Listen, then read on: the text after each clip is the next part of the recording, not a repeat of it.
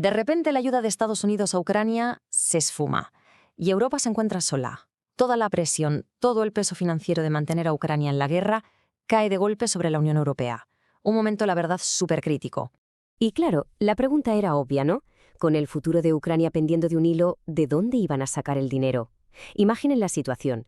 Los 27 líderes de la Unión Europea reunidos, con un problemón encima de la mesa. Necesitaban un paquete de ayuda gigantesco, pero ya, para que Ucrania no colapsara y sobre todo para que pudiera seguir defendiéndose.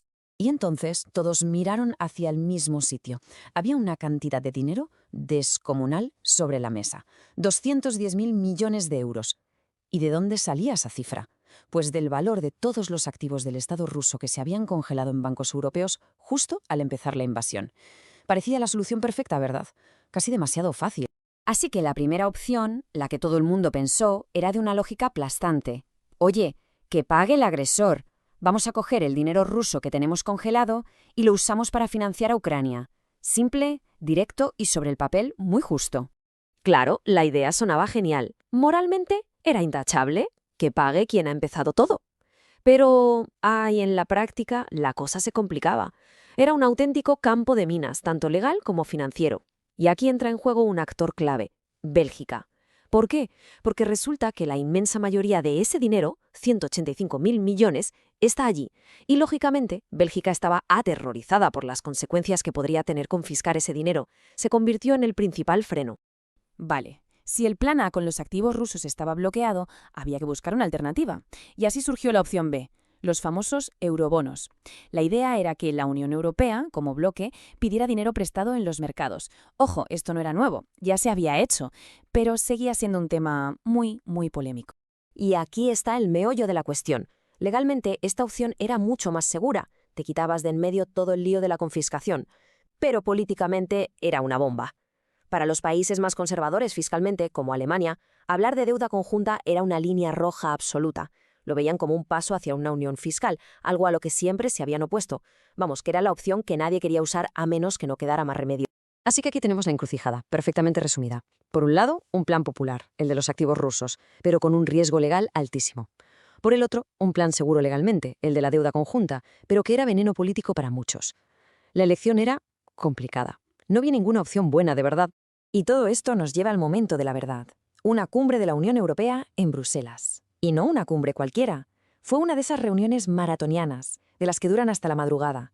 La tensión se podía cortar con un cuchillo, porque lo que se estaba decidiendo allí, en esas negociaciones interminables, era nada menos que el futuro de la ayuda a Ucrania.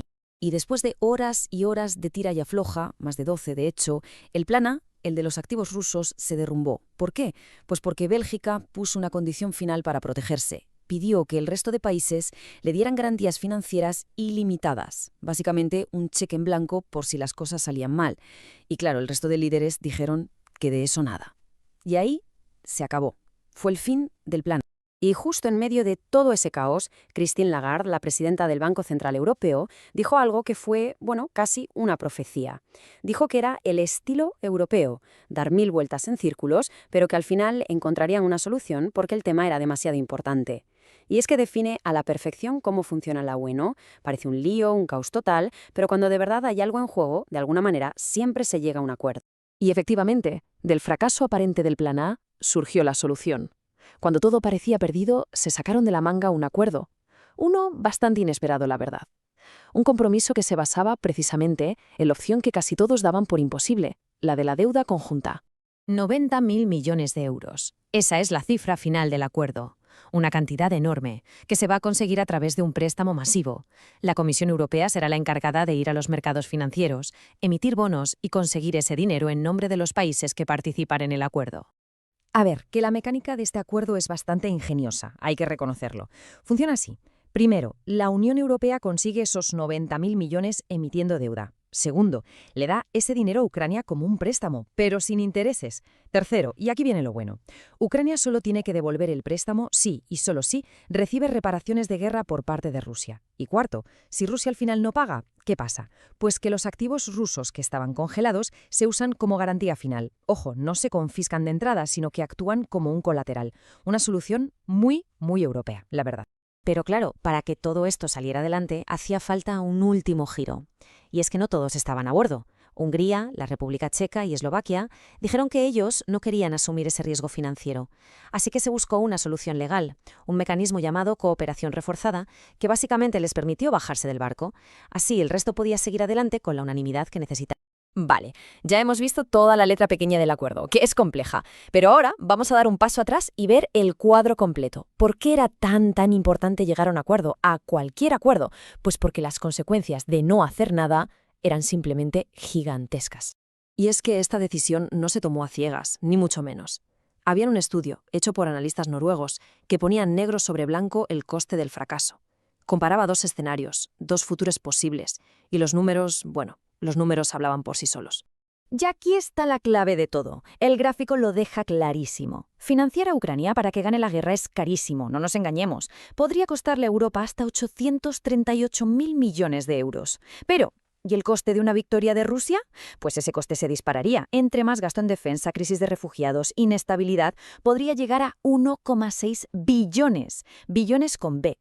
Así que la decisión, por muy difícil que fuera, desde un punto de vista puramente económico, era la única racional. Y todo esto nos lleva a la pregunta del millón, la que queda en el aire. ¿Este acuerdo tan complejo, esos 90.000 millones de euros, qué son en realidad? ¿Son una apuesta total para que Ucrania gane la guerra cueste lo que cueste? ¿O son más bien una maniobra inteligente para ganar tiempo? Tiempo para que Europa se rearme, se prepare, mientras mira de reojo a Washington a ver qué pasa. La respuesta a esa pregunta, desde luego, va a definir el futuro de todo el continente.